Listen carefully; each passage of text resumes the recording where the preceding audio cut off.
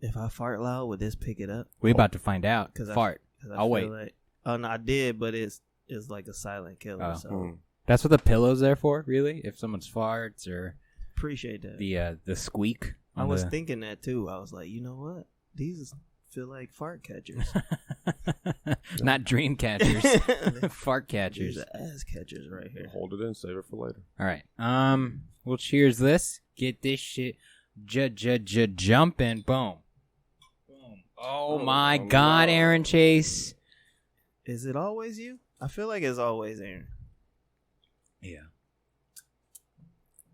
Oh no, I have to drink another one, I guess. You know, I feel like Irish whiskey is better than Tennessee whiskey. It's like the rednecks take shortcuts or something, and it's just not as good. I don't know the taste of alcohol. Like, I just drink. You know? That's weird. Is it? Yeah. You even had like a good vodka? No. Yes, you have. I gave you Ciroc. Ciroc is a good vodka. But I don't like... What flavor, though? No, I gave him the regular because I think I made him a vodka cranberry. Oh, you gave him like a... Just a straight Ciroc and cran? I don't ever like sit and taste the alcohol. I just drink it. You got to get like a raspberry vodka tonic or something like that. Yeah, or like an apple Ciroc with pineapple. Yeah, see, that's good. Shit's hella. You just drink to drink. Oh, you like well shit though.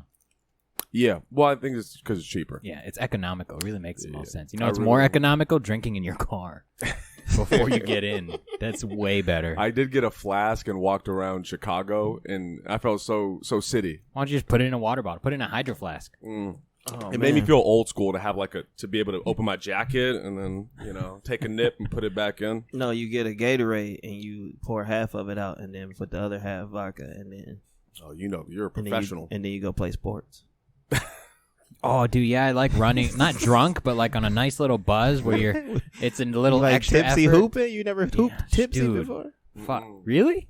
I stopped playing basketball in my youth. But like you didn't do anything a little tipsy? Oh no, I've done stuff wasted and a little tipsy, but it was never sports. I like going to movies drunk. That's like the shit. Oh, so that's terrible. So when they started serving alcohol in the theaters, you were like, I'm fucking in for this? Oh, I never bought their alcohol. That was expensive. See, I can't like if I'm like loose, if I'm off some lick, then I can't like chill. I gotta go do something. I'm like an active liquor drinker. Like I gotta be like talking to somebody or fucking. If I go to the movies and I'm tipsy, I'm like He's walking through the aisles and shit. I'm in that bitch doing goofy shit. At the top clapping. Oh my God. Exactly. It's a scary movie and shit. Get that bitch. Y'all ain't see that? Hey, baby girl, you seen it? I like come sit next to you in a minute. I think I just like depressants. I like stuff that chill me out. Like I could never do heroin. It wouldn't go over well for me. Smells good. Smells like s'mores. Like right before you burn your s'more, like that almost like carbony sweet, it smells good. That's disturbingly like specific. Yeah, that sounds too detailed. Yeah, which makes me feel like I heard it on a podcast. Right? Such a liar. Yeah. You do it on your feet so no one can tell, you know? Right between your toes, like a fucking professional. Like a pro? Yeah. Yeah. Hey, Aaron Chase, why don't you bring this episode of the Buddycast in and introduce our guest so we don't just ride into a conversation like we usually do. Exactly. This is KJ Robinson. Appreciate it. Yeah, he's from Detroit. He is wearing sunglasses indoors. But he kind of makes us feel like Shade 45. Yeah. With those shades. Yeah, exactly. Yeah, man. Yeah, don't hate on me because I I'm got not hating on you. sunglasses I never hated on you. You're not supposed to describe what I'm wearing right now. I want to give the audience This is a radio. picture. Y'all don't even have video footage. Nah, that's why I need to describe a picture for him. No, Don't tell him he's going to start streaming this live on his Instagram. I'll put it on TikTok for sure. 70 posts. Yep. It's going to be on this TikTok. All 6 people are going to be watching this shit. Oh, yeah, man. I'll be like, all right, shut up. Hold on. We're running out of the 60 seconds. Everyone be quiet. And then start it again. Wait for a black dude to die. It's 54. Dude. It spikes real quick. Real quick. Yeah, this is KJ. He's here. It's like wrestling when they first introduced blood in the mat. Yeah. And they ratings jumped. It's like, we got to put more ketchup on the mat.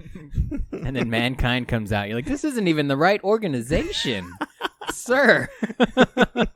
Mick Foley? Who the hell? How did you two meet? Because I was thinking before you guys got here, I know how I met KJ, or sort of. How did you guys meet?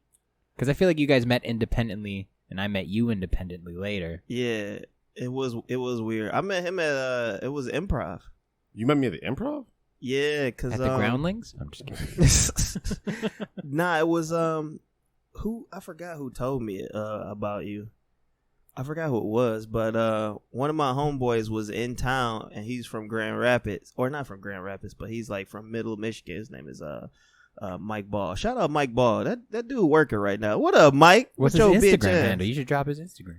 I am Mike Ball. I think that's what it is. I like simple shit like that. Yeah, man, good dude, funny guy. And he was like, yeah, I know this guy running the little mic at Improv and shit. And he was talking about Will. And so, yeah, so then I go to the Improv, say what Will put me up, and then I think I did a set, and then I talked to you after my set. Really? Yeah, or you came up to me like on some cool shit. Oh, finally a good black dude. Someone I can look up to. Like, hey, man, you is so funny, bruh. Someone I could talk to that's not Damani.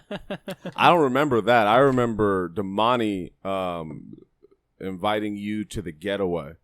I remember Damani inviting you to the getaway. Okay. And he was like, man, this dude's from Detroit. He's really funny. And I didn't take it seriously at all because it was Damani.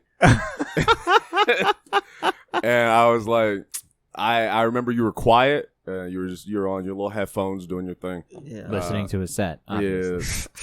Yeah. And then I figured you listen to Luther Vandross, but it's a little Luther in my playlist. I see it. And then I remember assuming that you were gonna be bad. Oh yeah, you was on some hoe shit. Yeah. Okay, yeah. And then you got on stage, and I was like, "Oh, nah, it was the opposite of what I." Why did you assume he'd be bad? Because at the time I couldn't. I was shorter than him. That's why. Well, I mean, I don't trust anybody shorter than me, which is a lot of people. Yeah, see, that's everybody, dude. Basically everybody, yeah, see? except for Fudge. Fudge and Shaq. That's it. What to say, Fudge? No, you remember Fudge? I don't know him, but I do remember him. I've seen him before. Yeah, it's hard to forget Fudge. But I didn't because at the time I couldn't take anything Damani said seriously. So I just assumed anything negative and I was just wrong. And so, dang, so you calling Alec a hoe? Past hoe. Oh, okay. Post hoe or modern hoe? No. Pre-hoe? Modern hoe, no. So he used to be on some hoe shit. No, I mean, I just didn't. It doesn't even matter. I can't trust anything he said. That sounds like that's like one of your hoe ass friends. Like, yeah, he be on some bullshit. Nah, I mean, me and Damani worked out the way we communicate much better now. That's over the course of like 9 podcast episodes. Many years it took. It took years and a pandemic for us to be like, oh, you now guys we understand. still yell at each other on stage. That's terrible. That's weird. Both of y'all got dreads and y'all understand each other. Yeah, man. It's the longer the locks grow out, the more of a connection you get with other people. I think it's the science teacher voice. I think that's what Alec tried to like. He had to get around that whole science teacher vibe. Hey, what? What you mean? You sound like a science teacher, right? Me or him? You. I sound like a science teacher? Yes. Oh, thanks, man. Yeah. What science though? That's you gotta be specific. Earth science. I feel freshman year. You're the physical science teacher. I just feel like sediments. I just feel like you say photosynthesis a lot. I can photosynthesis. Enunciate photosynthesis. Nope. Nope. We're done. Never mind. You're PE teacher now. No, man. Hey, real talk. My science teacher in high school in 9th grade was the football coach. So you could pull it off if Mr. Poole could. Oh, good. Shouts out to Mr. Poole. My science teacher. Sophomore don't shout year. out to Mr. Poole. Actually, Mr. Poole was cool, but no, don't shout out to him. Science Poole. What would be his Instagram? He probably has one, but let's make one for him. The Pool. Ooh, that's cool. The Pool. I'm into the it. Pool. The Pool. But it'd be like he'd have to make it today, so they'd need an underscore and a couple numbers because somebody already took that. Somebody got the pool already. And he's a pool cleaner. Oh my goodness. The Pool. You're just making Mr. Poole terrible now. He's a big guy. He'd be like Big Pool or something like that. But yeah, then after you got off stage, I was like, oh no, he's really good at what he does. I started asking you questions, and then I forced myself into your life. Yeah, you did. Yep. Yeah, you sound like a white woman. Well, you know, hey, I learned from the best, man. I forced myself into your life. You're gonna love me, Jack. And now you do, just like a white woman does. Nah, I'm good. No, he likes you. Nah, you're an okay guy. KJ loves me deep down. I could see it. You have to dig real deep.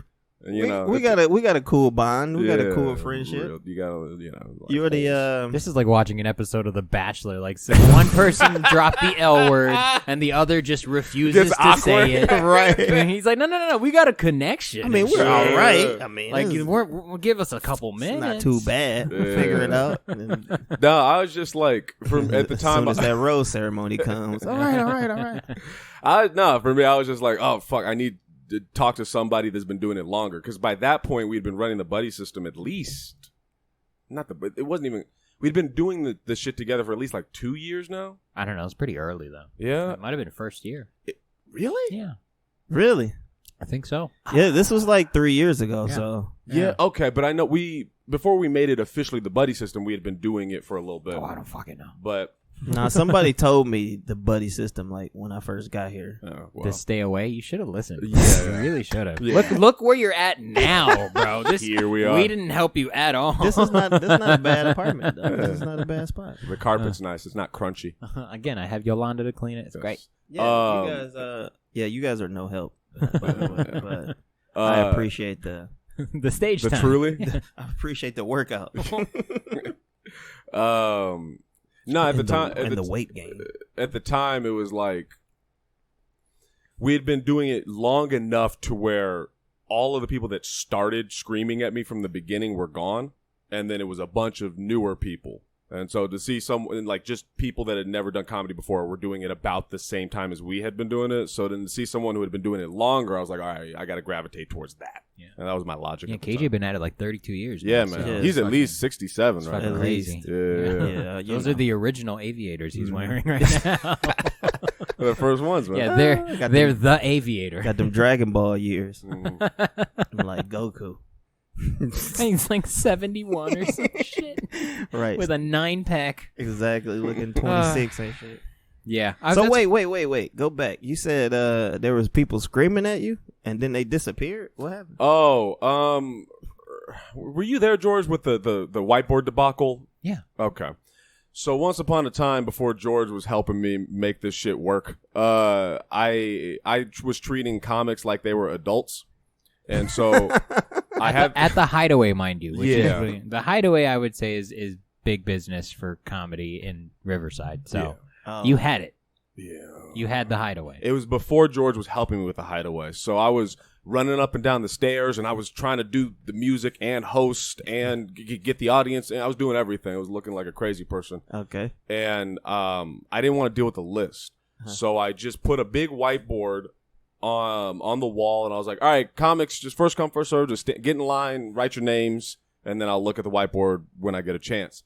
And I go up the stairs to bark, and then one by one, every comic came up and started screaming at me about how I was stupid, and why am I doing this, and I should leave, and I should quit, and I hate you, and you're dumb, and you're not funny, and I hope you die, you should kill yourself tonight. Here's a gun to kill yourself. All right, here's some extra bullets to kill yourself in case that messes up the first time, because you're not going to be good at this and you're not going to be good at killing yourself, and so on and so forth. So you didn't have that many friends? No. I'm pretty sure everybody hated me. No, so wait, why did they hate you though? Because I don't know. They didn't like the whiteboard? They didn't. I get it. George, can you explain? Because you were. I feel like I was too close to the elephant to understand. He just didn't know how to run a show. Yeah. So they was mad that you were a one-man wrecking crew or a terrible crew? Yeah. That comics were irresponsible, and it had to be someone's fault, you know, and it's the guy that's running the show, and it was just Aaron by himself, so people didn't like him. Yep. So everybody was screaming at me. That actually doesn't sound that bad. It's a whiteboard, you sign your name up, and then you go. Honestly, I didn't mind. Everyone like cut in line, but I was like, fuck it, dude. Like, I'll go 21st, but I'm still not driving to LA. It's not a big deal. Right, exactly. Yeah. What happened? If I understand it correctly. So that's what it was. People were cutting or something. Basically, like someone would show up. Let's say someone would show up and then put him and then 3 of his friends below him, but he's not in line. They're not in line, and that's what people were getting. So it's like if you're not there, you can't sign up for other people. And if you weren't like 5th in line, good chance you're going 18th. Because the first 5 people are signing up, them and 5 other people. Right. Oh, okay. People were about to get into fist fights. If I should have let him. Yeah. Well, no, I mean, I wouldn't have stopped him. But from what I understand, people were about to get into fist fights over the shit. Yeah, and all those people stopped doing comedy. They're not funny. So Hey, good riddance. You weeded them out. I mean, that's usually how it works, though. Like people that's just they can't respect the game, they can't respect the craft, and you don't care enough about putting the work in, then you're not gonna last that long anyway. So that's what it sounded like. It sounded like it was people that are just like, I'm just doing this shit, whatever. Yeah, but at the time I didn't have any seniority. Like I also was just starting comedy, so I didn't know how to navigate shit. Exactly. I mean, that's usually how it works, though. Like a lot of people when they they in their hometown, there's nothing there. There's something you want to do, you create it yourself. Like, you create your own Yu-Gi-Oh scene, you create your own comedy scene, you create your own fucking Yu-Gi-Oh scene? Breakdancing scene. Yeah, that's real, bro. Is that Yeah. You don't know what Yu-Gi-Oh is? I know what Yu-Gi-Oh is. I didn't know they were scenes for It's probably the second best trading card game ever. Under Pokemon? Magic. Magic the Gathering, where the pedophiles hang. I'm just bullshit. don't. That's a big community you're talking shit about right now. That was a big statement you just made. 'Cause I've heard of Magic the Gathering. You're about to get sniped through my window. Exactly. Bro. They're gonna cancel my 1,000 followers. On You have Facebook. 1,000 followers? That's a weird flex, bro. Shit. How do I break 1,000? What, bro? All you do is.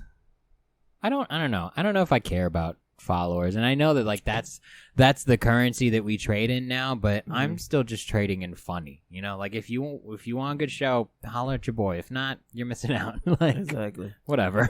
Yeah, that's the smart way to do it. I wish. It's not though. I could make money though if I really cared about followers and shit. Like you could go to the Improv with 10,000 followers. I mean, smart in the sense for your mental health. Like when you, I find myself like going through periods of obsession over followers, and it's just like not healthy. Where I'll be like, I'll like refresh and I'll lose one, and I'll be like, fuck. Oh, you had those apps that told you who unfollowed you and shit? No, I just see the number go down. I had that on Twitter. You did? Yeah. I had that on Twitter. I have so few followers that I know who unfollowed me when they do. Yeah, of course. Mom, again? Fuck. I don't know. That's like that. I just like that mentality of just focusing on being funny. I can't wait to do that. Me too. I can't wait till you do that too, bro. Trust me. It's been excited. so long. We was talking about that earlier. Yeah. About him trying to be funny? Yeah. No, God damn it, just dude. focusing on being funny. Aaron's proof that if you surround yourself with good people, it doesn't help. Yeah. You just got to focus God on you, damn man. it. That's what I've learned. Of course. Yeah. Of course. Yeah, you asked too many questions. All right. I asked all my questions. I'm good now. Now I'm hilarious and I'm better than you.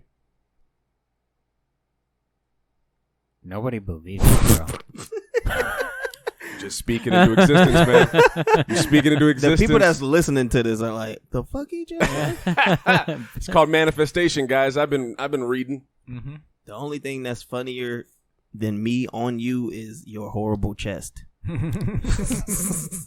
me see your chest, KJ. Oh, no. Yeah, come on, boy. Well, we were talking about. I don't share chests. We were talking about how we met you, and I think it's interesting that your experience with Alec is completely opposite of mine, because Alec is also the person that fed me your name. Oh, word. And Alec was like, I did my job. Like, I gave you someone funny. I did my job. Don't talk to me. But then I knew I found some talent. I knew it was legit because the next day, Will messaged me, and he was like, yo, check this guy out. And so I was like, oh, okay. So both of them independently fed me your name, and I was like, okay, so I'll keep an eye out. And then cool. you guys were already talking. I was like, oh, that's perfect then. That's that's three Independent. degrees of separation. I'm like, all right, cool. I don't even have to watch his set to book him at that point. Exactly. Very Kevin Bacon of this situation. That's dope. That's So dope. it's cool, I guess, to have people that you trust, Of feed course. someone your name, because I don't think Alex fed me any other names since then. No, Oh, I've word? never. No, Yeah. he's Yeah. never suggested That's what's anybody up. else. Well, no one comes here. But Yeah, why did you come But out? that's like the game though. That's kind of how that's how comedy works though. Your circle usually, like you usually find out who's funny because of your circle. Your circle is like, hey, check this dude out. Whether it's a local dude or some new comic they seen online or whatever. We always like Yeah, but that's the problem. It's like you came out of nowhere. Like Oh, I didn't yeah. see You you. just I didn't showed up. see you on anyone's flyers. I didn't see Oh you. yeah, I anywhere just else. showed up, And I was like, okay, we'll check him out. And then when Will told me, I was like, oh, okay, must be good then. Fine. yeah, Never mind. low We're key. good. Because literally I had just got here. That's what it was. And I probably had been here for like maybe like a week and a half or something like that. And I was just like, fuck, that's early. yeah. So I was just like looking for shit. Like I was in LA doing some stuff, you know, because I know a couple people out there. So you know, one of my homeboys worked at the Comedy Store. Mm. And then I had another homeboy that was, you know, in San Diego. So that was cool. But, you know, I'm out here in this area, so I'm like, I gotta find some stuff close to where you know, so I could get up and at least, you know, work out whatever I'm doing. And see, if he was in line, he wouldn't have bitched at you either. It's all those fucking pussies that are like, I've been here for an hour and a half and I have to go up 12. It's funny because now I have like, at the time, because I didn't know what was what, I was like, oh man, I must be terrible at this. But now I'm realizing like, oh no, they're all pieces of shit. Oh yeah, and you're terrible at this. It definitely wasn't your fault, but it was your fault though. Yeah. It's all good, man. Because like now, you know, they're all either dead or they're working jobs, or most of them are dead. I think. What is this, a gang? What is this? They're I mean, either yeah, dead or in prison. If you disrespect Don Chase, he man. green lights you, and someone from prison block D. You'd be surprised what I'm capable of. No, I don't know. Like when it's funny how like time goes by and then you get perspective of how little it matters. Mm-hmm. That it is just about you, bro. Yeah, man. It's just about you. Everything is about me. I doesn't live matter. I live in my world of hilarity, and as long as I think I'm hilarious, that's all that matters. Oh my goodness, this guy. That's all that matters, man. That's You got no what? He think he's hilarious. Yep, I'm hilarious. You look like you're terrible at capoeira. That's what you look, like. That's what you look like. You look like a horrible Brazilian jiu-jitsu guy. You look like Eddie Gordita. Exactly. Eddie Doritos and shit. I have no idea who that is. I know, that's why it's so funny. Yeah. It's funny because me and George know. Because he's a Game Boy guy. I get it. I would have called you Christy, but it felt disrespectful. Now you could have said Christy, but yeah, it would have been disrespectful for her. Hot, she's pretty. She's super pretty fire. smoking. She's pretty fire. You I don't think you can do capoeira with big tits like that too. I don't think that's a thing. they get in the way. That and the little choker he got on. Why are you wearing a choker? Man, it's for sexy stuff. That would break for sexy I was stuff. about to say, but it's a. You know what? Whatever. No, man, it's all good. It's cool. Go ahead. Do you know what? You Just judge my live your life. swag, baby. It's all good, man. Wait, Aaron, do you know what capoeira is? It's a type of fighting style, right? Yeah, but it's a very specific one. I remember from what I've seen, it looks like dance. I've seen motherfuckers do cartwheels with it, basically. Yeah. It's cartwheel fights. It's fucking Yeah. dope, right? You should know what it is because like it's the- black. The Black Power Ranger did that shit, from what I remember. Actually, he just dance fought. Yeah, he just He would shrug his shoulders and dodge like fucking putty patrol shits. Exactly. He would like Cabbage Patch the shit out of some putties. Yeah, he'll Harlem Shake out of the way. Usually, it was terrible. No, capoeira was they had that guy Mark DeCascos or whatever his Mark name is. DeCascos, yeah. Only the strong. It was basically freedom writers with capoeira instead of writing a journal. Who was that in Freedom Writers? What's old girl name? Hillary Swank. Yeah. See, we should have been friends, not you two. This is I don't know. fucking rude. You should have asked questions. I don't no, know why I you already asked knew what I questions. was doing. I'm sorry. Right. That's what it is, man. He didn't need to ask that many. Yeah, she's the Karate Kid you don't want to remember. Exactly. She like the fourth one? Shit, she was in the third yeah. one. Yeah. And then she came back. Pissing off Mr. Miyagi. Yeah, and all the monks, they're like, bitch, we give you free room and board. You can't shut the fuck up for a while. Right, chill your ass out. That's where I learned the terrible phrase, a boat on dry land is like something about a water. Never mind. See, I don't even know it. That was how bad it was. It was the only Karate Kid on the Disney Channel. It sounded mystical. Disney Channel. I Yeah. remember that. Yeah. Wait, ambition without knowledge is like a boat on dry land. I think that's what she said. You know what? You're the only one that knows that. And now the two of you do, and all three of our listeners. Welcome to the club, guys. Oh, no, I'm drinking till I don't remember that. I'm gonna transition this into Three Ninjas eventually. So. Oh, not Three Ninjas. Yeah. He likes Three Ninjas. Don't I talk like to me about Three Ninjas. I like ninjas in general, bro. I have a book about ninjas. Do you? Yeah, A book? Yeah, You have it's one. That's I it. have one book, and it's called How to Survive a Ninja Attack. With Bear Grylls. It's dope. I got it at the book fair when I was like 14. I actually had a book about ninjutsu, and I thought it was legit until now. In hindsight, I realized it was written by a white dude. Jack Taper. Yeah, it was. But he taught you how to like a proper break fall, how to like get up onto a roof using a pull up and do it silently. I was like, this guy has to know what he's fucking talking about. You had the Keith Hefner's ninja. Yeah, the how to, bro. The Keith Hefner's ninja book. That's funny. I'm gonna find it. I had a lot of Oh, Bruce my Lee goodness. books too. We have nothing in common, Aaron Chase. I realize I have more in common with KJ than you and I. I'm listening. That's why I'm listening. Yeah, I can't believe you don't know the capoeira shit. Nah, man. It's like a black, like super black type shit, right? Is that super black type It's stuff? black AF. Oh, okay. Yeah, bro. Like, so it was slaves, and they created the fighting style, Right. but they made it a dance style so that they could hide that they was teaching each other how to fight from the white man. That's fascinating. They weren't allowed to practice, but they were allowed to dance. So I should like not do jujitsu when I move. I should focus on capoeira. I mean, It's Brazilian jiu-jitsu. I mean, capoeira's got some powerful techniques. I think you should take a Bruce Lee approach and just take a little from everything. I'm down with that. Exactly. Get I'm your down with Bruce that. on. Yeah, but also in capoeira, they used to tie knives to their feet. Oh, okay. That sounds perfect. That sounds exactly what I That want. sounds like something he would do for sure. Yeah. Man. Somebody heckles me, I just do a Or backflip off the stage. they could hold it in their toes as well. That's why a lot of the kicks come like around and outside in because the knife comes in. Dude, imagine being the guy that goes out like that. Like, how did you die, bro? I took a knife to the fucking tempo from like a foot. Yeah, he was like, "Oh, you're a liar, bro. Your mom beat you." This dude roundhouse the butcher knife in my throat. Like, oh shit! You died from a butcher knife roundhouse? That's some Gangs of New York shit. That does sound dope though. Yeah. Where did you come from, KJ, that you had to do this today? Or was this Aaron's decision that you had to do this today? Oh, I was coming from the crib, so I wasn't. I guess y'all had something on schedule for Saturday, and so I was like, "Well, y'all got another day that we can do it." And he was like, "We can do it Wednesday," and I was like, That's how my "Okay, voice sure." sounds. I get here on Wednesday, and he's like, "All right, let's do it Wednesday at 4." And I was like, "I fly in at noon, motherfucker." So, Pick me up from the airport and we could talk. Should have exactly. picked him up from the airport. He did. I He did. does not know what he's doing, but it's cool. He's figure out like, "Where am life. I at? I'm He going jumps in the curb. circles." I'm in front of American. They're telling me to move. You He's got like, here I'm- safely. I went in circles. Oh, I still had the voice messages. I'll let you hear them later. What am I doing? I don't know. Wait, let me get my science teacher. KJ, I'm here. I'm trying to find where it is. I'll let you know when I find it. Yeah, that sounds like me. Then the next message. Okay, I found it. You know what? Actually, hold on. I'm you just gotta, going in circles. You got to hear George do an impression of me because it's spot on. Over.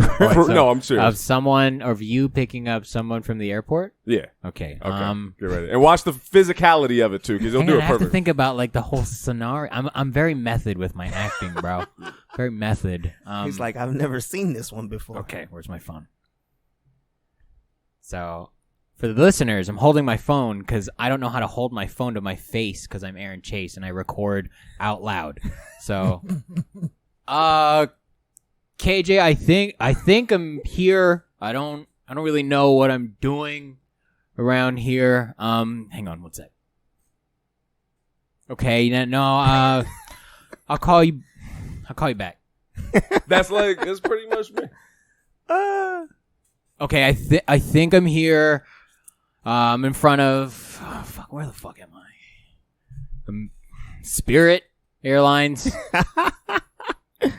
Hang on. Follow me at Aaron Chase 91 on TikTok and Instagram. Nah, That's hilarious. George, I did fly in. literally on Spirit. came in the spirit. No bullshit. Yeah, man. Hey, Spirit, man, they trying, bro. They trying. Yeah. It's not the shit yet, but they trying though. Yeah, I agree. I think every airline is trying. I think Spirit has the smallest budget, but like no flight attendant trains to be bad at their job. You know, they want right. they want to offer a good experience, but they're like, dude, I got paid $10 to be here. This is gig work. They was cool. They was like cracking jokes and shit. I was like, yeah, that's not necessary. I don't feel like Spirit has a low budget. I feel like they have the exact same budget as everyone else. It's just like an old black uncle that's running the budget. And he like, no, we only gonna spend $10 on this. And the other 38 is going in my pocket. He wanted them to...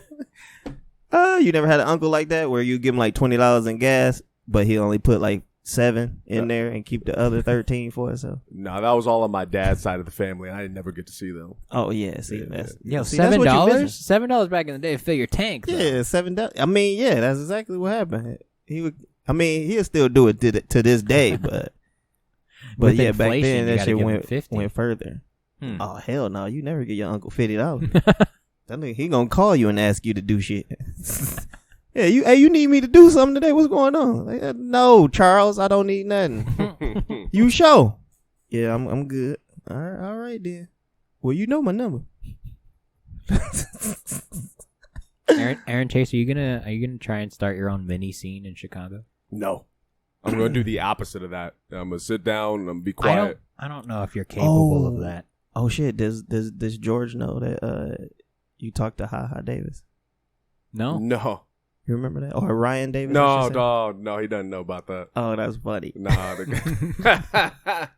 What did I miss? What did I and the listeners miss? Nah, I met this dude out in the... First off, fucking Redemption. So I took him back to L.A. Yep. We went back to L.A. We went to the Comedy Nook. It's an open mic. And it's like a black open mic, like with majority black comics on there. And it's white comics show up, whatever. A couple people show up. But it's majority black comics. So he last time he was there, he had a horrible set. First time. It was terrible. Yeah, it was terrible. It was horrible. It was really uncomfortable. Yeah, it was gross. Yeah. Yeah. And then the second time it went well. Yeah, the second time he had a decent set. It was better. That was great. It was pretty solid. Destroyed it. Everyone was like, "Oh man, he's so fun." No, that's not what happened. Yeah, they were like, "All right, that's enough. Good job." Nah, that was great. Go clean the bathroom. And then the dude after me did terrible, so it made me look even better. And then that's pretty much what happened. Yeah. So I was talking to this dude, asking questions because I'm me, and he's cool, whatever. And then I got his Instagram, and I messaged him a few weeks later, basically asking like questions about Chicago, what I should do, and he's like, just focus on being funny. It's like, all right. Then maybe like a month later, I was just manic, and I was like, I need money. How do I get money? And I asked him about like cruises, like doing shows on cruises, and he was like, just be. I was the tone. Just be funny. And I was like, all right, I'm not gonna bother you anymore. And that was our interaction. Like, I'm not gonna bother this dude anymore. I'm not gonna try to start anything. He doesn't know who Ryan Davis is. Ryan Davis is a hilarious comedian, and he has a YouTube channel, Instagram. He does a lot of internet stuff. But he's like a touring guy now. He's done stuff with Comedy Central. I know he's on Curb Your Enthusiasm, I think. I don't think so. Okay. But maybe. I don't think so though. But yeah, he's like established. So he didn't realize, he didn't know that. So he just like, yeah, man, what we doing? I'm just being me. And then Ryan Day was like, nigga, be funny. Restrict. Do not message Step me again. Step 1, sir. So yeah, man, I'm gonna just take his advice and just focus on that. He said, when there is step 1, you have not completed yet. Yeah, dude, you're gonna be at that for a while. I'm excited regardless, man. Yeah, see, Aaron Chase is like that dude that, like, when he turns on Call of Duty and he goes straight to the multiplayer, but then that part come up and say, hey, don't you want to play the campaign first? And Aaron Chase is like, fuck no, I don't want to play the campaign first. Do you want to do the training? No, that's not what I'm here for. I'm just trying to headline. Exactly. Yeah, man. I'm trying to cut in front of the line like the people did on my whiteboard. Yeah, man, I'll figure it out. Yeah. Now, I don't want to start, like, I just want to focus on me. Good. Thanks, man. That's a good idea. Do you feel like your time in the Inland Empire was wasted? No, because I learned a bunch of other things. Like, I learned Like what? I haven't learned a goddamn thing. I learned from you how to like do flyers a little better. Like the idea was it Kearney? That's the one word I think of when I think of flyers. Kearney. That was like Kearney. And I learned that from Danny Frank. Yeah, there you go, man. Long Beach is not in the Inland Empire. No, man, just you gotta like spread the info. yeah, just like What you talking about? You learn how to run shows. You learn how to talk to weirdos. Running show, how to manage weirdos. Yeah, exactly. running shows, barking, patience, stuff like that. And so now it'll be nice to not have to think about anybody else but me. Like, bro, you do comedy on the street corner. Like, it's a lot of learning in that. Yeah, but that's not the same. Like, it's not the same in that, like, I can just be there for hours. There's no, like, efficiency needed. You know what I mean? Like, I don't need, you know what I'm saying? If you can be on a street corner for hours, yeah, and nobody is shooing you away, you're not doing too bad, sir. All right, well, you know. But yeah, no, I mean, you don't want to leave. I don't think it was a waste of time. I think it was great to suck out here. Not to say I'm gonna be amazing when I move, but like I'm not gonna be like what I was when I first started. And so, you know, I got to do all that in a place. I'm excited to see your set when you get back. All right, you have like a prediction or something? No, just I would like to see growth. Like I've seen you, fucking every week for he's tired of you. 3 years. That's 156 weeks, arguably, that I've seen you in a row. That's a lot of math you just did in very a row. quickly. I mean, it's 52 weeks in a year. It's 3 years. It's pretty easy math. It's too much math. And even then, like 2, 3, 4, 5 times a week. You know, like I know where you're at, and I'm excited to take a break and then see where you go. That's what I'm excited for. Yeah, man. I guess. Same for myself-ish. I think that COVID and quarantine and shit was a break from... When you get back, no, we're all going to be murderers, but I'm just excited to see where you're going to go. I guess we'll find out. It's like lifting the anchor. We're like, oh, we can go now. This is fun. Yeah, how long are you going to be gone before you come back for the first time? I'm probably going to come back in the summer. Next summer. Okay, so a whole year you're not going to come here. Yeah, I don't want to come in the winter. You better come in like 15 minutes of fire, bro. Guess we'll find out. That'll be exciting. 15 minutes? Oh, we're going to give him a little headlining spot? Maybe. You're going to headline your own feature. Your own old shit? I'm going to come back and headline my old shit. Yeah, man. I'm excited. Yeah. I know that you guys... That makes me nervous. I know, right? I know that you guys are going to... Like, I mean, with the Ontario coming back now, and you guys are doing the shows there, which fucking... It's a one-off, though, to be fair. They're going to bring you guys back. They're not into... That's not part of their new mission framework right now. Is what do you mean? Outside produced shows. Wow. They're just trying to book their own talent who are already in the system to put shows together. They're not trying to really cultivate They're trying to talent. recoup that bread that they miss right now. That makes sense. But... I don't know. I know you and I know Will. I know you guys' work ethic. I know how fucking crazy you guys are. So like, yeah, but we like playing video games too, though. Yeah, I can see, and they smoke weed, so it's a terrible combination. Smoke a lot of weed. I can see like coming back and have you guys having something consistent at the Improv. I can see that happening, and yeah, man, I'm just like, are you proud of what you've built? Are you proud of what you've done? Because I think you should be. Yeah. Yeah. Yeah. Because without you, like, even if we trace everything back, like, without Aaron Chait, that's like the nexus point, you know? That's the kickoff. You're the person that kind of made everything okay. Yeah, I'm proud of it. I guess I would rather just be proud of myself, which I'm not. So as long as you know that. So yeah, man. But you did something else. I did something worth, else. Yeah, worth no, that's cool. Yeah, I'm glad other people got something out of it. I'm glad the people are like, it's a scene now, and I did it, and I'm proud of it. But it's time to focus on myself. KJ, do you support him moving? Yeah, not really, but yeah. So you're, how do you say this then? You're reluctant? I don't know. Not supportive. No, I'm supportive. It's just like it's just weird because I come from there, and he's going to where I was, and I come from there to be here, and he like, this place is horror. You shouldn't be here, and I'm like, nah, you shouldn't be where you about to go. I'm excited.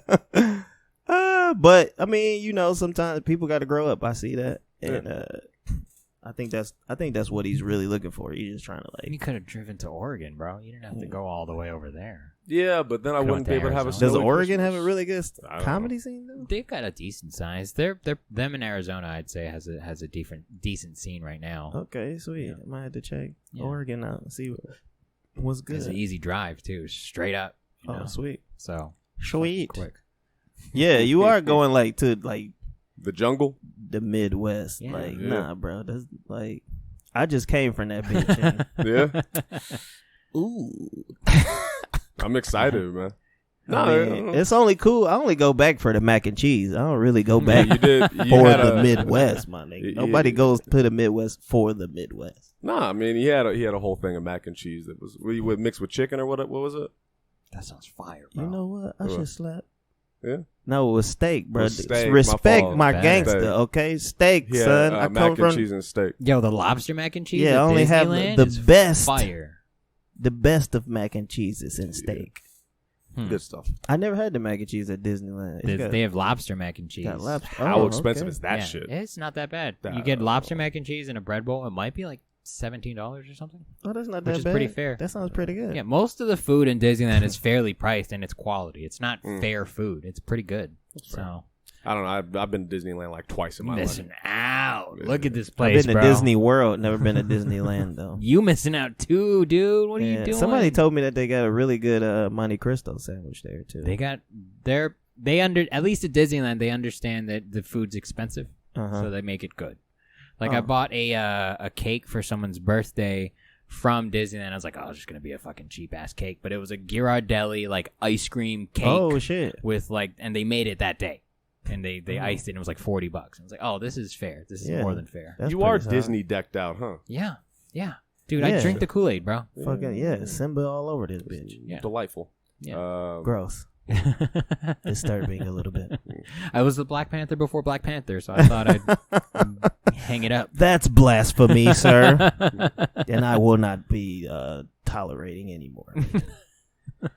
Nah, man, you should definitely go to the Midwest. It'll it's good to compare scenes. It's good to like, you know, to get a different experience of like different styles of comedy. So Yeah, because I've been out here. I've been in New York. I've been, you know, I come from the Midwest. I've been to Denver. The Canada scene, the Canadian scene is different as well. So Different. Like I think that's the other thing I want to see is how different. Because when I would go to LA, there was a different vibe, but it wasn't anything that blew my mind. And then when I went to Nevada, it felt different, but it wasn't anything too crazy. So I don't even know how to put into words how different even could be in the Midwest or the East Coast.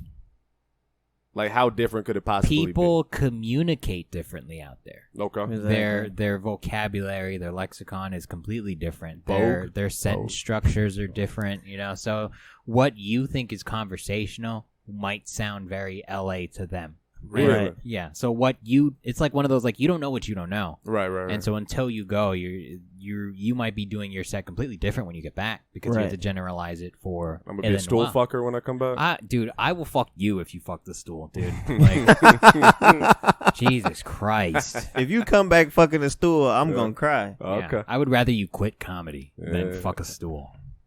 I mean, Unless it's a fire bit. I mean, if that shit funny, do that shit.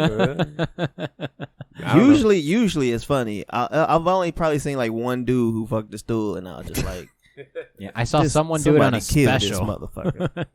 I was like, you're only allowed to do this because you're on a special right now, Right. you fucker. I've seen several. Well, like when I'm gone, what do you think your plan is going to be? How do you think you guys are going to change, and what do you think is going to happen? I'm on my grind, dude. It's never stopped. I just keep writing new jokes, keep trying to get better, and in fact, my opener joke has been the same for 5 years, I want to say, and I just figured out how to do it right.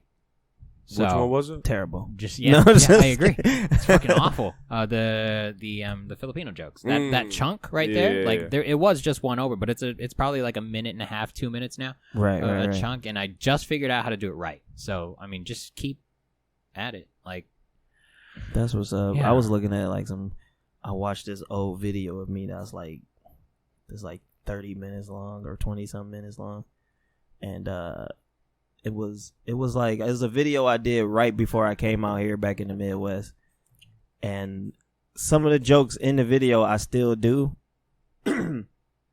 but I noticed I do them totally different, and I enjoyed the video. Like, I was watching it on a plane, I was laughing and shit. Like, oh, this nigga funny. You're laughing at yourself on your own phone. Yeah, bro, some self-absorbed shit. So that bitch, oh, this nigga cold. Who is this?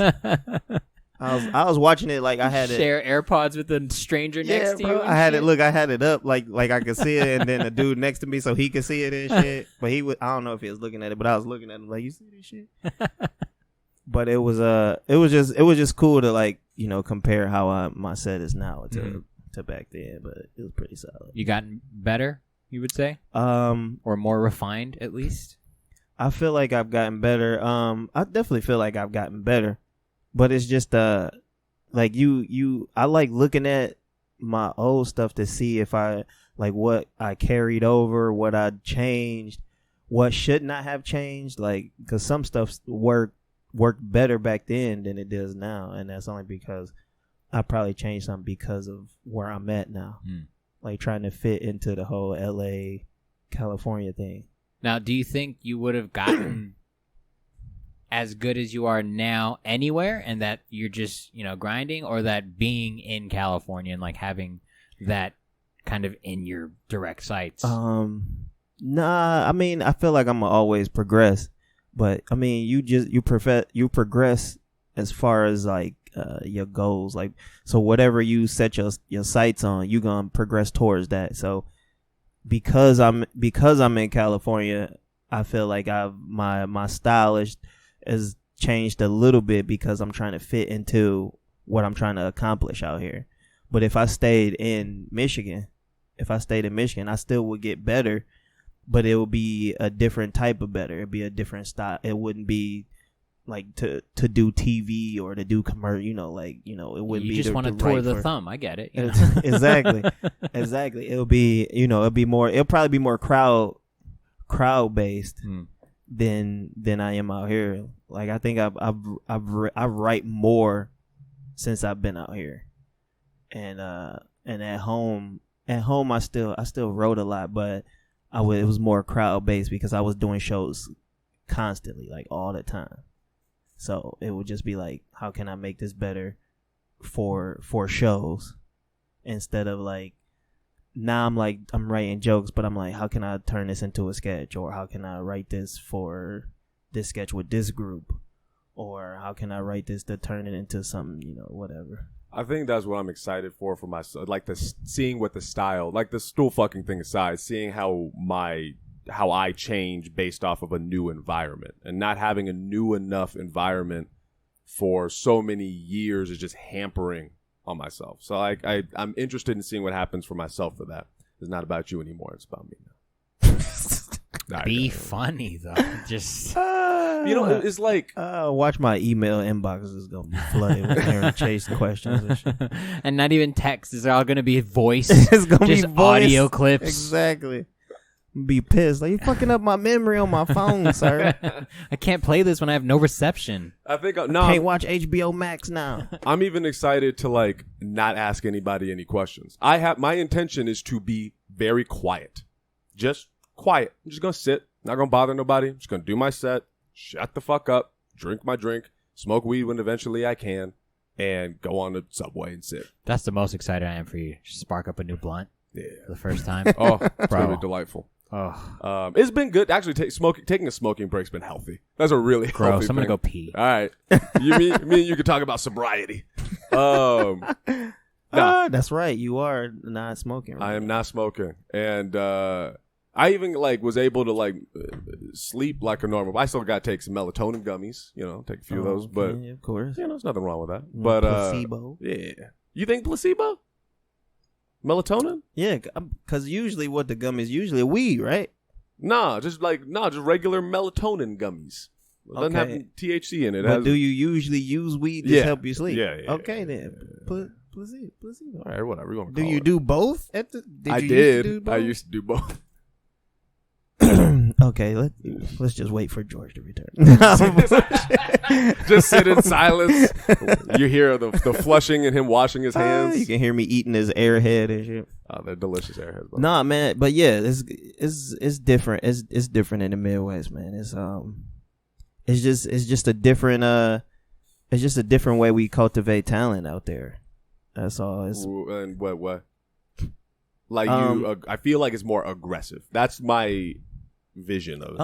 I mean, it might be in Chicago. Definitely is a nice.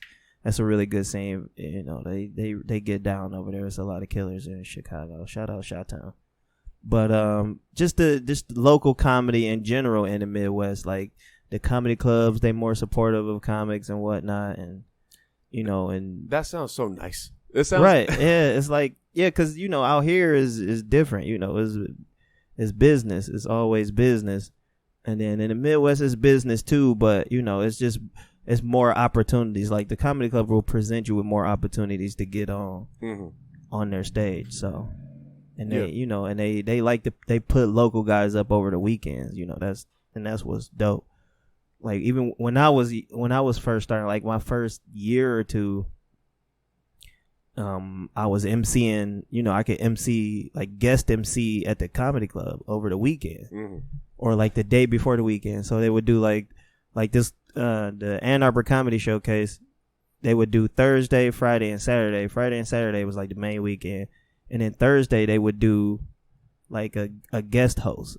So like a newer guy can host over, you know, that Thursday night. It's only one show, but if you've been doing the open mic for a minute and, you know, the owner's like, oh yeah, come guest host on Thursday. And then that'll be like your audition to host over the weekend, which will present you with, you know, that gives you, that's putting you on so that you can get paid over the weekend for MCing, which is dope. They don't do that out here. Y'all don't have that option at the IMPROV or, you know, fucking Comedy Store or whatever. Like, you know, so they you know, they care about talent a little bit out there. Mark Ridley's, Ann Arbor Showcase, you know, Zany's, all of that is dope.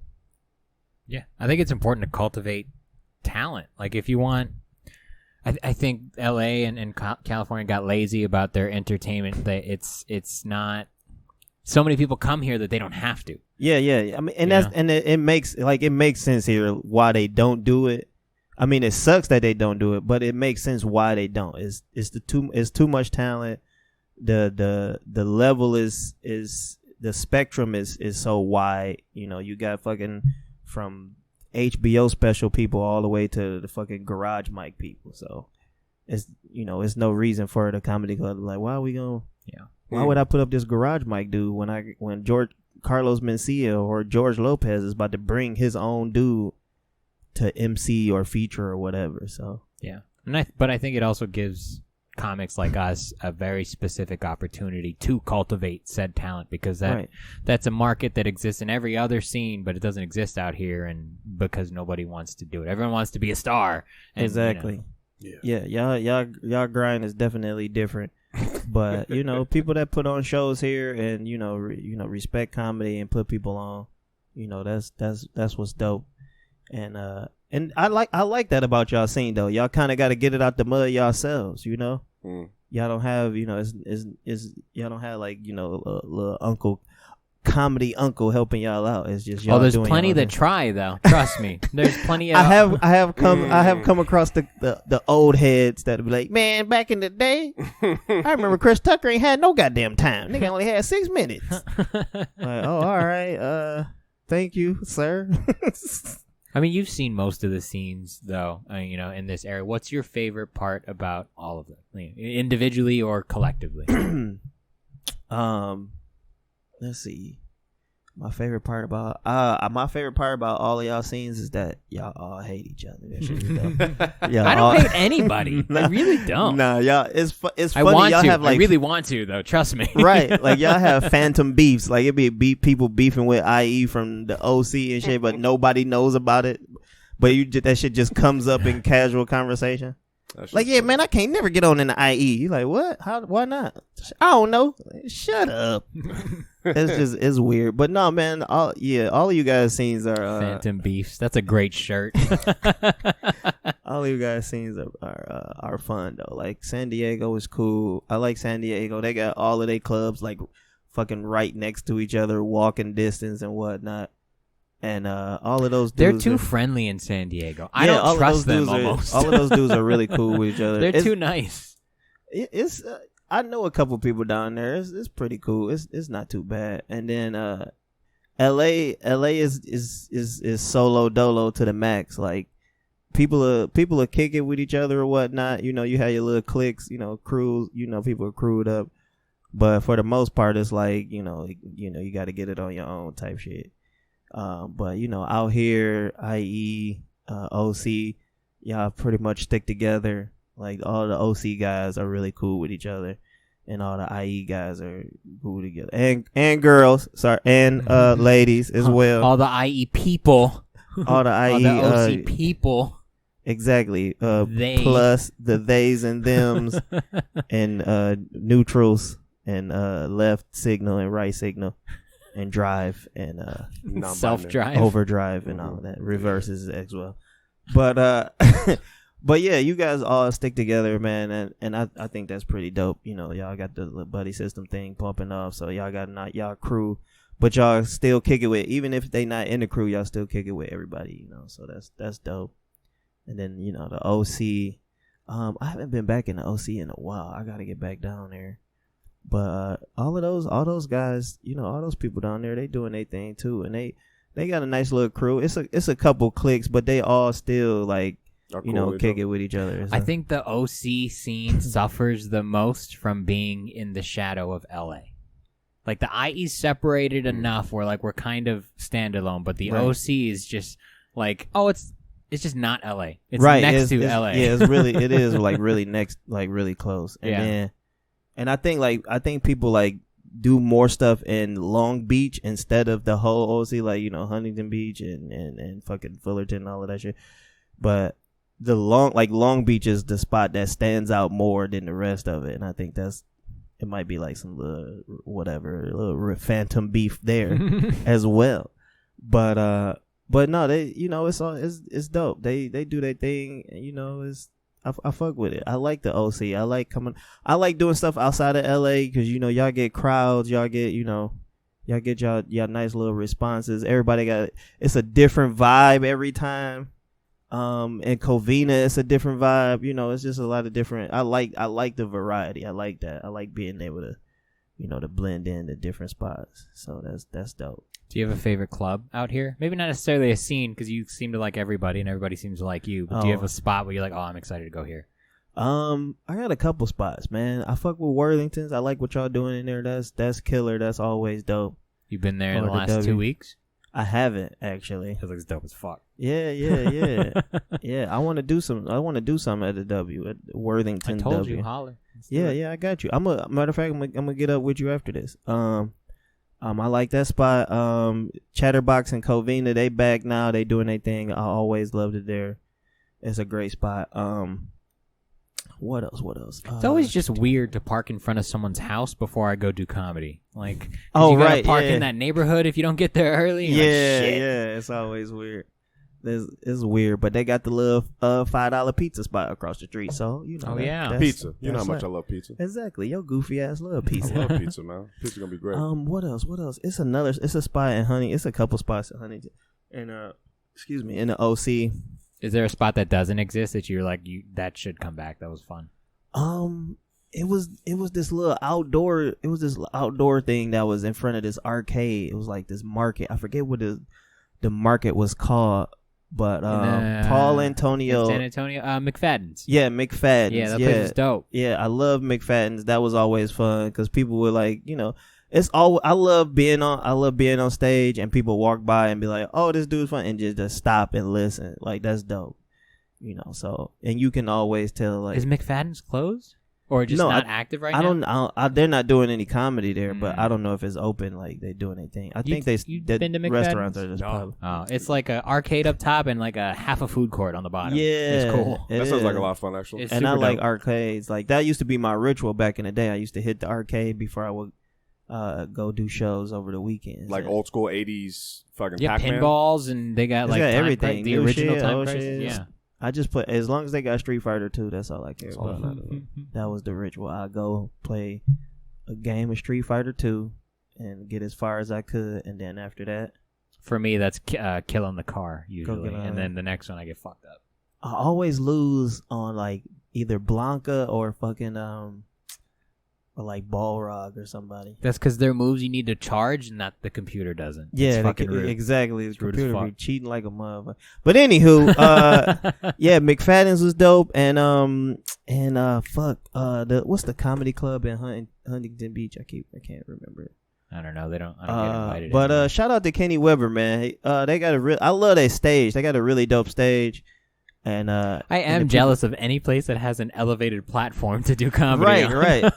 They just got a really cool stage, man. The background is dope. The room is really dope. It's nice and dark. It's just a stage, and the crowd is real cool. They'll like, the crowd. They'll heckle you. I like that. I like that room because they'll heckle you, but it's never like die, motherfucker. It's not as harsh. It's always like a cool heckle, like, oh, your shoes dope. You be like, yeah, bitch. It'd be some cool shit. So there needs to be a separate word for that. Those supportive hecklers, like I know, like right? it's not malicious, but it's not helpful either. Right. Like you fucking up my punchline. Oh, where they think they're helping. Yeah, I know. I'll sit on it, man. And then what's popping in LA? Nothing, because they're in this epicenter of COVID. They got the masks back. Yeah, now the mask back over there. Yeah, when did that shit? When did that happen? 2 days ago. Why? 3 days ago. It was like while I was gone. So yeah. There's been a spike. So now just let them die at this point. I think if you're indoors, you have to wear a mask. Yeah, if you go indoors, you gotta wear a mask. Yeah. But no, fuck. Why can't I? The Lyric, fucking Lyric Lounge or something. This place called the Lyric and fucking why can't I remember anything right now, bro? And fucking something lake, White Lake, Pacific Lake, Silver Lake. God damn. It's fucking. I gotta stop eating Airheads, making me forget shit. But yeah, this place called the Lyric. Airheads you had, bro. This place called the Lyric in Silver Lake was really dope. I don't think it's back yet, but it was really good. They got a nice little it was like a black box stage. You ever like seen improv or seen like any type of theater in a black box? It was like that. It was like a black box stage. They got a nice curtain, and they did stand up in there, open mic shows, all of that. So that's pretty dope. I saw the Lucas brothers in there. I saw Jamar Neighbors in there. I saw I saw a lot of people in there. It's a really dope spot. And then the Comedy Store is back. I've always loved the Comedy Store. Laugh Factory, Improv, all of those places, of course. Did you ever do improv? Like the, not Whose Line. Yes, but Did you ever do improv? Yeah. Like I done like the mic, like the little Sunday thing or whatever, little Tuesday mic, but I've never been like in a troupe, like booked there. No. I'm saying improv, like improvisation. Oh, have I done improv? Yeah. I used to do it. I actually did improv before I did stand up. Yeah. Really? Yeah. In Michigan, obviously. Yeah, I used to want to be an actor for real. Because of Eddie Murphy and Beverly Hills Cop. I can see that. The first one, not the second one? No, all three of them. I fuck with Beverly Hills Cop heavy, bro. That was my shit. He ran down those stairs. Did you like go to auditions and shit, or were you in theater? What were you doing? Nah, theater was my minor in college. So I did like a lot of different theater classes, improv. I wrote a one act before, so I was just like, I wrote like different scenes and stuff. So I just, I was just interested in it, doing that. And then, are you not anymore? Like, would you still get on that actor grind if there was an avenue for it for you? Like, if you had an agent who was like, I got 3.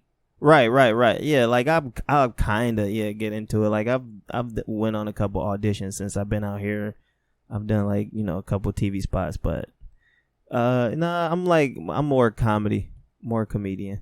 Is it just because of the instant gratification of it, or what makes you draw yourself more to stand up than like acting or theater? Oh, it was just it was just like I needed that glory for myself. Like I would do improv and they'd be like, "Oh, you guys were great," and then like whatever the little tall handsome white dude, he would get all the love, and then I'd be like, "Man, fuck all that. Yeah. I'm the funny one." So Then I got into stand up, and I always loved stand up. It was just like I just never looked at it as a viable thing to do. Like I never was like, it's not. Yeah, exactly. I totally made the wrong decision. But yeah, so I ended up getting into it when I was like 18, and I did like my high school graduation, or not my high school graduation, but I did like my high school talent show. And so that was like the first time I got into it, but I still did like, improv acting in college and so. But then I just, went back to stand up, and here I am. Stand up is the best drug. It really is. It's dope, man. It's the heroin of the entertainment industry. Dope. Bro, if I don't get on stage in like a week or a week and a half or something like that, bro, I'm in like the grocery store telling jokes. Like I'm doing dumb shit. Like I'm in that bitch like I need the eggs, and then I'm just yelling out funny shit. And listening to see if somebody laugh in the other aisle or something. How'd you handle quarantine and not being able to perform? Because I know you didn't do that Zoom stuff really, did you? I did some Zoom stuff. I did some Zoom shit. But no, like I didn't. Smoking CBD weed though, bro. What's the point? Some of the Zoom shows were dope. I did a couple Zooms that were pretty solid. So I can't really be that mad at Zoom. I mean, I understand I get it. The only thing I didn't like about Zoom was that, like, me personally, I wouldn't do it. Like, I wouldn't watch a Zoom show. I would do one, but I wouldn't watch one. So that's why it was just like, I'm one of those guys. Like, if I'm not going to use the product, one of those. But I still had fun doing Zoom shows. They were cool. But yeah, the quarantine, that just, I don't know how I survived that, bro. I would get depressed every like 3 days and shit. Like, what am I doing with my life? You always get depressed every 3 days. It's no change, bro. It's the same. Man. My quarantine was great. I had a fucking blast. Yeah, man, you got to relax, right? Yeah, I got to chill. I was getting free money, and then I got a job. I know you were running a lot. Yeah. Oh, see, yeah, that was cool, man. Like, I couldn't play basketball though. Like the shit that I like to do, you really couldn't do. You couldn't go on the courts and hoop. Nobody was like touching people and shit. Yeah, they took the nets. Yeah. Like they was taking the rims and shit. You like gotta throw it at the square. Bruh, it was horrible. Like my saving grace was fucking Call of Duty Warzone. If I couldn't do that, I probably I'd have killed everybody in my apartment. So the whole complex. Yeah, the whole complex would have been fucked over. They would have been the Walking Dead in my shit. But yeah, man, quarantine was just hard because I'm here to do this. I'm here to do comedy. And it's like, if I'm not doing it, I don't need to be here. I can go back to... Did you consider going back at some point? I did. I can, like... I'm glad you didn't. Yeah. Yeah. Well, I appreciate that. Yeah. But yeah, I thought about going... I was like, I'm about to go... Like, every 2 months, I was like, I'm going back. Fuck it. But then I didn't. Well, that's good. I always play with going back as well, like leaving. To Hawaii? Yeah. Really? Yeah, oh, for real? Just in my head, just because, like, yeah, dude, I quit comedy every year in my head for like a week. I'm like, I'm fucking done with this, bro. I'm fucking over everything. And then by the weekend, I'm like, oh, I wonder if anyone's booking spots. I'm a pussy about it. If you went back to Hawaii, what would you do? The same thing, probably. Like, I would just do comedy there because there's a scene there now. And so, but that's why I left, because there wasn't a scene. There wasn't an avenue to do comedy. And right. So, yeah, I'd go back and just do the same thing. I think I learned everything I need. I just have to do it longer now. Like, I have the fundamentals. I just got to figure the rest out. Plus, it's Hawaii. It's beautiful, bro. Yeah, Hawaii is dope. That's why I was like, you from Hawaii? You could go back to that bitch for sure. I wouldn't even be mad. I went back to Detroit. That shit was all wet and dirty and shit. I feel like people reacted for you moving out to here the way that they're reacting to me moving to Chicago. Like, why would you leave Hawaii of all places? The people out here, yes, but the people that are there, like back home, get it about being like landlocked and getting a little bit of island fever, and like it's too small. I was too ambitious for that state, so I had to leave. Oh yeah, I could see that living in Hawaii. That should be like a video game where it's like you get to the edge of the game, you can't go further. You're like, oh fuck that. Yeah, I got so much more I wanted to do. Where's the DLC, bro? Actually, fun story about the improv that we have. We booked Paulo Gata, and he was a radio DJ back home in Hawaii, and he left to do comedy when I was probably in like high school. Oh, dope. So when I graduated high school, I was about to graduate, and there was no scene out back home. I emailed him, and I was like, dude, how the fuck did you do this? Like, what do you do? And he was like, well, you gotta hang up flyers for people that are doing shows. You gotta bark for time. You know, like you gotta help the people that are already doing shows, and they'll maybe slang you some time. But he took his time to like email me back. It was a long ass email. That's what's up. I still have the email. And That's what's up. You know, when the Ontario Improv hit us up, I was like, I need a headliner. I was like, let's see if I can bring this full circle and see if he'll do it for me. So that's dope. Hey, awesome. I fuck with OGs that do that. I did. Yeah. Shout out to L.A. Hardy, Al Jackson, Mikey Winfield, fucking Gary Goldman, like Eddie, like all of those dudes. They all gave me some game about comedy, bro. They all gave me some game. Godfrey Goop crazy ass. Oh, wow. He gave me some game, man. That shit was crazy. Matter of fact, I got a DM. I DM'd. Have y'all ever heard of Jasper Red? Mm-hmm. Bro, I sent Jasper Red one of my old like comedy videos. Like, oh damn, like an old set from the like balls on you, bro. For real, I didn't care. I was just like, I was really into a lot of shit he was doing. You're just hungry. And so I just eat, like, I was on Twitter. I sent it to him on Twitter, like, hey man, can you look at my set and let me know if I'm doing like some dumb shit or what's up? And he was cool. He was like, yeah. He responded like, you know, he watched it. He said, you know, little cool shit. I was like, bet that's what's I didn't know niggas was out here a while. So that was OG, man. OGs, yeah. Shout out to the OGs. Yeah, man. for sure. And then that was really dope. When we got Frank and Paul, like I didn't know that Christopher Keith Tyler did improv with both of them. Like that's sweet. It's interesting how like worlds just kind of connect and how entertainment is big, but comedy's very small. Yeah. Like very small. The amount of good comics, even in California, is probably very low. There's a lot of people that claim to be comics, right. But the amount of good comics is very, very few. Yeah, man. I mean, it's crazy. The comedy game is crazy, man. But I like watching local guys like more than watching like famous dudes. Why is that? You know. Cause I like watching the development, and I love being a part of that. Like a lot of the guys that I came up in comedy with are hilarious, and I love watching them do stand up. Cause I was, you know, you like there, like y'all kick it.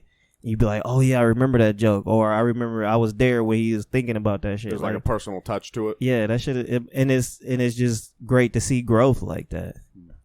And most times, most dudes be like real talk. I know dudes that's way funnier than like some of these, you know, infamous, your favorite comic or whatever. Yeah, there's a different. I think there's a different and a sharper edge to it when you're hungry for it, and when you kind of make it. I question whether that hunger's still there. So yeah, I'd imagine when people are coming to see you, that you've already proven that you're funny to them. It's like. You don't have to earn it in the same way. Yeah, but the people that have fun though, those are the ones that True, yeah. That keep the funny going. And then like everybody evolves, man. Comedy is always evolving. Comedians evolve, that evolution, you know, when you first start out, you just more like an observation type of comic. Then you get to that thing where you talk about the stuff you do. Then you start talking about you. You know, you talk about yourself and people close to you, and then you start talking about philosophies. You know, exactly. Then you start putting yourself into, you know, future situations, or you know what you know like you know, your own personal takes on, you know, social issues or whatever. Like it evolves. Everybody turns into that, and then you get to that point where you just telling stories about old shit that happened to you. You ran out of all that stuff. You're like, all right, this one time it's 67. Exactly. Now you got an hour set with 6 jokes. It comes full circle. Because they're all fucking 40-minute stories. Yeah. So, you know, it's an evolution, man. And I just, you know, I respect it all. You know, even if you trash, I'll give you a little bit of respect until you say some whole shit. Yeah, right? Fucking that hard eye contact. I didn't. Through the glasses, I really fucking felt that, dude. Yeah. You know, I ain't mean it that hard. I just, you know, I meant to look at both of y'all at the same time. You look like a fucking chameleon for a second, bro. 2 directions at once. Superstition. Get my Stevie on. But yeah, man, if you get on that stage, I show you some love. That's fair. Unless you're an asshole, then you can eat a dick. Unless they don't follow the predisposed rules of the unspoken agreements in open mics in comedy world. Yeah, that's fair. Yeah, stop signing up 5 of your homeboys, you dicks. And then 2 of them don't even show up. That's what's annoying. It's like you're gonna sign them up. They better be here in like 10 minutes. Then. Exactly. Don't sign up and they're not here. At least, like, yeah, if you're gonna put your mans on, he better pop up. Yeah, I think 1 extra at the most, and he better be stuck in traffic. Like, he better be almost here. Right. That's the only time that's okay. Exactly. Or his foot is bleeding in his shoe or something. I don't know why I said that, but whatever. So what do you think, if you could give the comics out here and the 6 listeners comedy advice, Mr. KJ? I mean, what would you say? Besides be funny. Besides be funny? Like, what's something you're like, hey, just do this. Just do that. Focus on that. Man, it's that's the thing, man. It really isn't a to-do list with comedy. It might be a to-do list to book shows or to produce shows, but as far as being a comedian and performing is not a to-do list for that. You gotta you just have to want to do it. You have to have fun doing it, and you gotta be self-aware while you're doing it. Like, you gotta if you're not funny, you gotta realize you're not funny, bro. Because if you don't, you just gonna be in the way. He's not looking at me at all. You're just gonna be in the way, nah. You're just gonna be in the way, like, oh shit. Yeah. But like it's just like, yeah, those are 3 things. I figured those are 3 things, man. You gotta have fun doing it. You gotta want to do it, and just be self-aware. You can't teach that last one either. You can't. You can't. You can't. You can't. We all know somebody that's like, not again, bro. Like, for real. You ever see 3 of those people in a row at an open mic, like on the list? You're like, fuck, dude, this show, really? Does not anyone know these guys? Can I bump one? Do you not know any of these people? Yeah. But yeah, man, it's no to-do list. You just got to get out there and get it, man. And is that what draws you to comedy? Don't ask me. That it's like so elusive almost that you kind of just have to do to do it. Like with acting, you kind of all you got to do is read lines and do the emotion. You know, there's instructions are on the script, in fact. But when you write pick your jokes, pick up cup. Yeah. Yeah. While cooking pancakes. Damn, dude. Well, all right, but then something like that, what transcends like Dwayne The Rock Johnson for his acting versus a Daniel Day-Lewis his act? You know what I mean? Like, they're both doing the same thing, but Daniel Day-Lewis is doing a totally different thing. It's different schools. Because The Rock, if you know The Rock, all of his movies is goofy ass movies, just like wrestling. Yeah. Like, wrestling is over the top, wild shit. What The Rock is in? Fast and the Furious 13. Yeah. Like, he in over the top goofy shit. Daniel Day-Lewis. Yeah. Daniel Day-Lewis ain't in fucking Volcano 9 or whatever the shit that The Rock was on, some tower, the Tower movie, whatever the fuck that was. All right, but then when like someone like what's his name from that 70s show, the one that didn't get arrested recently, Dude, Where's My Car? Ashton Kutcher. Ashton Kutcher trying to do serious acting compared to like a Daniel Day-Lewis. Like, there's clearly one is better than the other, and they're both trying to do the same type of thing. Right. It's still the same. He's working towards, so he sees Daniel Day-Lewis as the goal, and that's what he's working towards. That's why you consider it serious acting. Yeah. But if he was trying to do the same shit as The Rock, you'd be like, he doing that Rock shit or whatever. You wouldn't even. And I don't want to take away from what The Rock does, because Daniel Day-Lewis could never be The Rock. Well, of course, The Rock is very athletic, and man, fuck The Rock, bro. Man, fuck that nigga, man. Too big, too handsome. Yeah, fuck The Rock. Him and his coconut head ass. He's the only person that's gotten bigger after he stopped wrestling. He's the only one, bro. He's giant. What kind of egg? Those ain't extra large eggs that motherfucker eating. He's eating fucking placenta and shit. Something. Like, he's so big. Fuck, dude. I watched like when he had hair and stuff back before he had all his tattoos. I'm like, oh, you're a lean, athletic dude. You played football. Now you're like, oh my god, exactly. You're Brock Lesnar size. What the fuck is going on? Bro, how? Simone. I don't think I ever want to be that big though. Like it looks like if I was a workout dude, yeah, that looked like some like he looked like he get a hernia every other month. Like, oh, my hernia's acting up again. I need to go see Mr. Wong or whoever the fuck fixes hernias. I don't know. But yeah, fuck The Rock. The Rock could kiss my ass. I think as long as like someone's pursuing something and they're actively trying to get better at it, I respect it. You know, I try not to compare myself, so I try not to compare people. But like, if you suck and then the next time I see you, you suck possibly even more, then you're just wasting everybody's time. But if I see a comic's writing and they're trying new things every time and they still suck, you're still trying new things. Like, at least you understand that. At least he's putting the work in. At least you understand that what you did last time didn't work. Yeah, exactly. Yeah, I see what you're saying. Yeah, man, the respect is there, you know. But yeah, you have to be self-aware, man, because it's gonna help you progress even more. Is when you realize, okay, this is bad, or what I'm doing is bad. And, you know, it's people that like they get 2 claps, they're like, oh, I killed. Like, no, you didn't, bro. Yeah, they clap at someone else, a heckler said, and they're like, oh, that wasn't during my time on stage. Yeah, like, you killed that old man's earlobes. He's pissed. That old dude is like, motherfucker, I came here for this shit. I just wanted a bagel. That's what, you know what? I think that's the worst thing about comedy is like when you like doing a spot, it's a mic or a show or whatever, and it's in a spot where it's like it's not supposed to be comedy.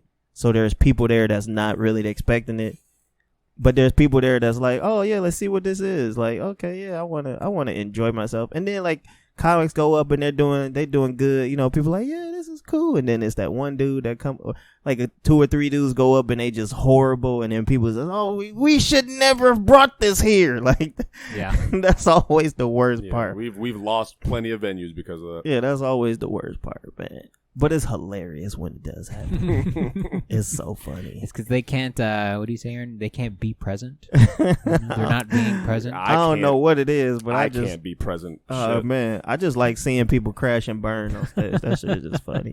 Some people don't even take off, though. They're stuck there. Oh, right. Fucking, what are we doing here for 5 minutes, bro? I've seen a dude on stage for 5 minutes shake the microphone because he was that nervous and he doing jokes. But the whole time he's shaking his head. Yeah, so you know, I'll be fucking bitches. My grandma. No, the dude that's like that. I'll be fucking these hoes. He not nervous at all. That's the most non-self-aware person because he think he killing right now. He think he Chris Rock. He think he Martin Lawrence. Like, yeah, these hoes don't know what it is. Everybody in the crowd like, yep, these hoes. Come on, Dwayne. He can't hear the silence because he's too loud. Exactly. He just loud as fuck saying the goofiest shit. And you know, black people in chicken, we like this. And you just want to throw a rock at his head. Like, bro, you black. Why are you doing it? I remember there was this one comic that used to do that. He used to do like black people, white people jokes. But he would say the most he was black and he said the most racist shit about black people. You would just be up there like, nigga, stop. like you ever had like a drunk uncle at the cookout, you want to put that nigga in the headlock, like stop trying to holler at the little girls here, nigga. Yeah, these your nieces. Like, he was that dude on stage. Like, bro, chill the fuck out. And, you know, black people, we always got to get some Jordans. We always got to get these. Like, shut the fuck up, bruh. You just want to snatch that nigga. You just want to just fucking Apollo boo him off the stage. Boo! Every show should come with a giant hook. Just like a cane hook. Just like, nah, you're done. I hope when I come back, you guys have a hook. It's going to be a dude with a hook hand. He's just going to start beating people. Candyman? It has the Buddy System stickers all around. I know what you did last summer. Oh, shit. In Detroit, Heather J, this comedian named Heather J, hilarious Detroit comedian. Shout out to Heather J, I love her. But she used to do this show at the Punchline Comedy Club called The Jingle Show. And if you go up there and do your set, and if it was people didn't like it, you was allowed to jingle your keys at a nigga. Like, nope, It ain't working, bruh. That's Die Hard right there, bruh. That's dog eat dog. You motherfuckers ain't ready for that shit out here, bruh. I'm in. How fast in can keys be jingled? Immediately. Bro, you can, as soon as you don't like, when you let the dude do his joke and you don't like that bitch, I think it's like you gotta wait like a minute before you can start jingling them. But still, like, I know comics out here that need some jingles. Let's just start doing that. Let's just start jingling. But I feel like it's comics out here that couldn't even handle that shit. Like if they was on stage doing they set and you just start booing they shit or just start like, yeah, you got to get the fuck off. You done. Like, I would jingle my keys at them. Be like, I don't like what you're doing right now, guys. You see, it'd be so much broken glass around. Motherfuckers be cracking their head through windows and punching mirrors and shit. That's some bullshit. I've been doing that joke for 3 years. It ain't never messed up ever. Like, no, that shit ain't flying over here, bro. I think we need that. Yeah, I wouldn't. I mean, I would. Every scene would benefit from being a little more cutthroat. Yeah, I agree. I think that was the problem with the scene in the beginning. It wasn't cutthroat enough. Nah. But it couldn't be. I think comedy on its own it's not cutthroat, but it's like, if you're not funny, you're not going to make it. Yeah. And then you have to lie to yourself about doing all your bringer shows and pretending that you made it. Yeah. So. Yeah, and then those people eventually go away. Eventually, I think I just don't like die or die. We've seen a good deal of death at this point, but I don't know there's something like annoying about how long they stay because it takes up time from other things and other people that could be doing shit, but it is what it is. Yeah, I don't know. I'm excited to just do it further along and have my circle get smaller and just less shit and then more good comics and just do that the whole time. And just hang out with my good comic friends. Right. Go from show to show, you know? Yeah, it's gonna suck not having a young comedian just, fawning over everything that I do. So it's gonna suck. You can get plenty through this podcast, trust me. It's gonna suck losing my number one fan. Oh. Yeah, he's gonna miss me. No, man. No, I'm not. I'm gonna be great. We'll see about that. He's out here grinding. He's too busy to miss you. Yeah, exactly. I'm gonna be too busy. I don't know. Whatever. I'm still gonna get voice messages. KJ. So I did one of the mics here, and you were wrong about some things. Also, the second one you told me about. Gay club. You didn't tell me it was a gay club. I think the first thing I messaged there was him a wino here. I didn't know what a wino is, but they explained it to me. I think the first thing I messaged him about is the cold. Whenever the cold really hits. Oh yeah, that cold go hit. You gonna be like, yeah, nigga, this is not where it's at. Him shiver, Bruh, I was in Michigan and it's so humid there. I sweated there more. I sweated more there than I have like in that week I was gone. Than I have the whole 3 years I've been in fucking California, bro. Like, soon as I got off the plane, I was, what the? Like, bro, like, hold on. That lakeside humidity. Shit was gross. Yeah, man. I don't know. I guess I'm to go back to the Chicago shit. Like, I'm just excited to be in a new environment to where I can let go. Like, I can't let go of this type of heat because it's the only type of heat I've ever experienced, and I associate with nothing but trauma. So, like, humid heat is going to be shitty, but I don't associate it with anything. It just is humid, or it just is cold. Right. Yeah, I don't know. And the same with comedy. Like I'm not funny at all, and it'll be nice to... Fucking finally. It'll be nice to, like... Shit. I think that'll improve when I'm able to let go, and I'm just not able to let go out here. Just can't. But it's all good. You sound like a gay guy coming out. Yeah. My life's gonna change. It's gonna be so different. I can't wait. Yeah. What do you what do you think about this? You're like, oh, I kind of wish I didn't have to leave. Like, what things make you like not want to stay, but you're sad that you have to leave behind? The way he talk, he don't sound like he like anything about this bitch. I know. That's why I asked the question. He said, these bitches ain't even keeping me here. Like, what am I sad about? Nothing. You hear that, guys? The entire IE hear that? Scene, he's like, fuck you all hear that? y'all. No, I'm genuinely thinking. Go. What am I sad to leave? Take a while. yeah, what do you like about it here? that you're gonna miss? What are you gonna miss? Probably the French fries. I don't know. Oh, they got French fries out in the Midwest. Yeah, they're better. And they got pizza out there. So Their pizza's better. Yeah. Except at Aubrey's. I'm sorry, Aubrey's. Y'all pizza trash. But everywhere else is dope though. Don't go to Aubrey's. Go to Buddy's. Buddy's Pizza. That would be very fitting for you to go to Buddy's Pizza. It'd be great. It'd be perfect. That better be your first fucking post. Yeah. It better not be anything else. It better not be you and your girl. Better be none of that shit. Better be fucking Buddy's Pizza. You approaching the owner, going, "Hey man, do you want to run an open mic here?" Yeah, I'm not doing none of that shit. I don't know. Nothing. Okay, that's fair. I guess. Terrible. No, I think I won't know what I miss until I miss it. Not even In and Out. I'm fucking In and Out. Yeah, that's what I say. Yeah, I don't care about In and Out at all. Yeah, me neither. My grandma. You're such a liar. Now I know she listens to this podcast. Oh shit! Trying to make sure that Christmas gift still comes. Yeah, gotta make sure that card comes in the mail. Exactly. That's cool. I mean, it's usually family first. Like when I left, it was mostly family than anything else. Yeah. Even now, it's mostly family than anything else. Like, I'll go back to my hometown and be like, nigga, I know exactly why I left this bitch. But that's true though. Like when you, especially around the holidays, if you're out here and you're a transplant, like you don't really, it's not that important to you out here. Oh you know? yeah, no. For me, like I work in a restaurant, everyone's like, "Oh, it's Thanksgiving." It's like, yeah, it's just a Thursday for me. Exactly. I don't give a fuck. And just bummed that no one's got a mic tonight. Yeah, exactly. I don't really care about holidays in general, so Yeah. it's cool. I just care about the food that I'm missing. That's fair. Yep. Well, let's wrap this shit up because we got someplace to be later. We do. Out here grinding. Aaron can focus on being funny. KJ, where can they find you? Where are you booked? This is probably going to come out in a couple days, so what's cracking? What am I doing? Let's see. What am I doing in a couple days? Because you motherfuckers got short-term memories out here. Y'all can check me out, How to Be KJ on everything. On IG, Twitter, YouTube, the whole nine. Let's see.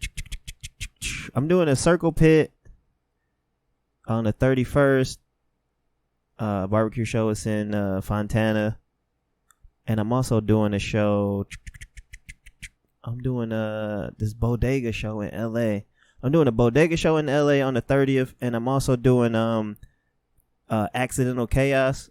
But nice. One of my homeboys is producing a show there. So I'm doing that. But I have no idea when it is, though. It's supposed to be on a Saturday. So, But How to Be KJ everywhere when you post? Yeah. So, just keep an eye out on my IG. I'm going to post all that shit. You'll see what it is. Dope. I'm leaving. Aaron Chase 91 On Instagram and TikTok. That's all. Don't everybody already know that? This your podcast. Why you shouldn't even be shouting your shit out?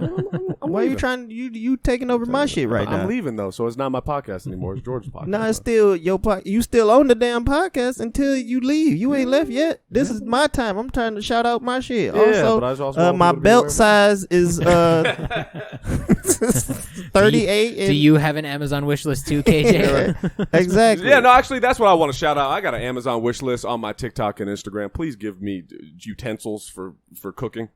Nobody gives a fuck. They're gonna give you wooden chopsticks from fucking Wabba Grill. Just a stack, bro. Wabba Grill. I still haven't been to Wabba Grill yet. Shit's Since good. I've been out here, Shit's I have fire, not bro. been to Wabba Grill. Hella fire. It's good. Oh, for real? Wabba Grill is really fire? It's good. They cook. It's everything's fresh. That's why. Oh, for they real? cook it right there. Yep. Okay. It's just the name just threw me out. That shit was just too goofy for me. Like, what the fuck is a Wabba Grill, bro? What is that even for? It's good. I go there like after the gym for lunch. It's perfect. It's Okay, perfect. sweet. All right, I'll make sure I'm gonna hit the Wabba Grill. Cool. So How to Be KJ? Because George said it's solid. I used to be fat, bro. You trust my judgment. Trust my judgment. Aaron Chase 91. I'm at the George F. We are at the Buddy System Co. Check us out July 28th at the Ontario Improv. 7 p.m. doors, 8 p.m. show. We got me, William Henderson, Alec Damani, Brian Matthews, Frank Castillo, Paulo Gata. Should be a good time. Use promo code BUDDY, promo code Buddy to save $5. Thanks for listening, guys. Everybody say bye. Peace, Bye. peace. Wait, are you not gonna be here for that show? No. No, we Oh. tried to get him on, but he didn't want to stay. Hey, I'm gonna pull up, man. What's up? I'm gonna pull up.